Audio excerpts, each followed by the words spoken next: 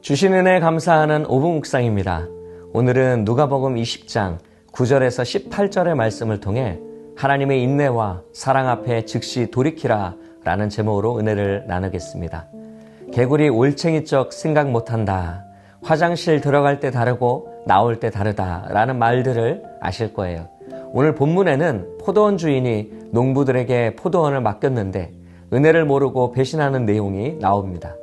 사람의 욕심은 끝이 없고 눈이 가려지면 과거를 볼 수 없게 되는 것 같습니다. 말씀을 통해서 하나님께서 진정으로 원하시는 뜻이 무엇인지를 살펴보기를 원합니다. 내용 관찰 첫 번째 질문입니다. 포도원 주인은 몇 번에 걸쳐 종을 농부들에게 보냅니까? 예수님은 주님의 권위에 도전하는 유대인 종교 지도자들에게 비유로 가르쳐 주십니다. 바로 포도원 농부들의 비유입니다. 포도원 주인은 하나님을 의미하죠. 포도원은 이스라엘을, 포도원 농부는 유대인 종교 지도자들을, 종들은 선지자들과 제사장들을 비유하고 있습니다. 농부들에게 새로 주고 타국에 가서 오래 있다가 때가 되어서 포도원 소출을 받으려고 농부들에게 종을 보내죠. 포도원 주인은 3번에 걸쳐서 종을 농부들에게 보냈습니다. 왜냐하면 보낼 때마다 농부들은 종을 때리고 능욕하고 다시 되돌려 보냈기 때문에 그렇습니다. 두 번째 질문입니다. 포도원 주인이 상속자인 아들을 보냈을 때 농부들은 어떻게 합니까? 주인은 포도원 농부들과의 분쟁에 대해서 고민했습니다. 왜 종들을 때려서 상하게 하고 능욕하여 돌려보냈을까 생각하면서 무슨 이유인지를 몰랐습니다. 그들에게 포도원을 맡겼기 때문에 소출의 얼마를 받는 것이 당연한 일이었기 때문입니다. 소작료라고 해봤자 전체 수확량의 2분의 1 또는 4분의 1 정도였기 때문에 그렇습니다. 포도원 주인은 인내심이 강한 사람이었어요. 자신의 종을 학대한 죄를 물어서 농부들을 벌할 수 있었지만 그렇게 하지 않았습니다. 오랫동안 자기 백성들에 대해 깊이 인내하신 하나님의 모습처럼 보입니다. 이제 주인은 결단합니다. 사랑하는 아들을 보내면 그들이 존대할 것이라고 마음의 결정을 내리고 아들을 보내게 된 거죠. 그러나 농부들은 아들에 대해 이렇게 착각했습니다. 포도원의 상속자가 될 아들이 온 것을 보니 주인이 죽었나 보다. 이제 그 아들을 죽이고 그 유산을 우리의 것으로 만들자라고 생각했던 거예요. 그래서 그들은 그 아들까지도 죽였습니다. 연구와 묵상입니다. 포도원 주인은 왜 농부들에게 자신의 사랑하는 아들을 보냅니까?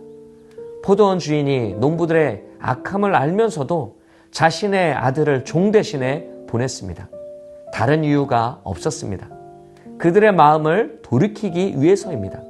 혹시라도 그들의 마음이 변화되어서 아들은 존귀하게 대할 것이라고 생각했기 때문에 사랑하는 아들을 보낸 것입니다. 3번이나 종들을 보낸 포도원 주인의 인내를 짓밟아버린 농부들을 응징할 수 있지만 또다시 기회를 준 거예요. 저는 항상 최대 3번까지 참는데 포도원 주인이신 하나님은 다른 것 같습니다. 끝까지 인내하십니다. 오래 참고요. 자기 백성을 향해 지속적으로 인내하시며 기다리십니다. 마지막 아들을 보내며 이렇게 말합니다. 내 사랑하는 아들이라는 이 표현은 하나님이 자기의 아들 예수를 보내신 것을 나타내는 거죠. 주인에게 소중한 것, 하나님께 소중한 독생자를 보내는 것은 마지막 희망이었습니다. 이것이 자기 백성들을 향한 하나님 아버지의 마음이자 인내이며 사랑입니다. 느낀 점입니다. 농부들의 악함을 알면서도 자신의 사랑하는 아들을 보내 기회를 주려는 포도원 주인의 모습을 보며 무엇을 느낍니까? 사람의 욕심은 끝이 없는 것 같아요.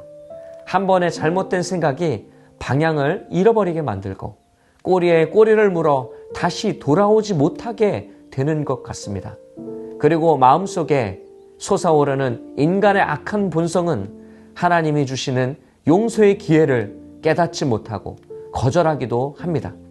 그러나 하나님은 기회를 주고 계십니다. 농부들의 악한 모습들을 알지만 그들이 돌이키기를 바라는 아주 간절한 마음이 있습니다. 내 사랑하는 아들까지 보내면 그들이 마음을 바꿀 것이라는 생각을 했던 거죠. 하나님의 끝없는 사랑입니다. 사람은 사람에게 실망하거나 배신감을 느끼면 포기하지만 하나님은 다르십니다. 가장 소중한 것을 내어주기까지 사랑하시는 하나님의 마음을 따라 나의 욕심을 버리고 하나님의 품으로 돌아가야겠다는 생각이 듭니다. 결단과 적용입니다. 하나님께서 여러 번 회개할 기회를 주셨는데도 내가 거절했던 적이 있다면 언제입니까? 하나님의 인내와 사랑 앞에 반응해 즉시 돌이키기 위해 무엇을 힘쓰겠습니까? 머리로 아는 것과 하나님께로 돌이키는 것은 다릅니다. 그리고 답은 알고 있지만 행동이 안 될 때가 많죠. 하나님께서 싫어하시는 것을 알면서도 나의 욕망에 따라 계속 행동할 수도 있습니다. 죄인 것을 알면서도 회개하고 또 죄를 반복해서 짓기도 합니다. 하나님께서는 여러 번 회개할 기회를 주실 때가 많지만 우리는 자신의 합리화로 인해서 하나님의 따뜻한 손길을 거절하기도 합니다. 이럴 때 우리는 알아야 합니다. 내가 하나님께로 돌이키는 것을 진정으로 원하는지 말입니다. 나의 죄성이 하나님과의 거리를 막고 있는지 아니면 하나님을 사랑해야 하는 것을 알면서도 하나님 사랑보다 죄를 사랑하는 마음이 더 큰지를 살펴봐야 합니다. 포도원 농부들은 자신들이 포도원을 차지하는 것이 속마음이었고 욕심이었습니다. 모든 것을 받아주시는 하나님 앞에서 우리가 해야 할 것은 솔직한 기도입니다. 정답만을 위한 기도가 아닙니다. 나의 진실된 마음, 나의 속마음, 나의 속사정을 하나님께 아뢰는 것이 하나님께로 돌이키는 가장 빠르고 가장 필요한 모습입니다. 하나님은 우리의 마음을 알고 싶어 하십니다. 정직과 진실이 우리의 죄된 습성을 산산조각낼 수 있는 영적 무기입니다. 오늘 진실하게 우리의 마음을 고백하는 기도 시간이 되기를 주의 이름으로 축복합니다. 이 시간 함께 합심하여 기도하기를 원합니다.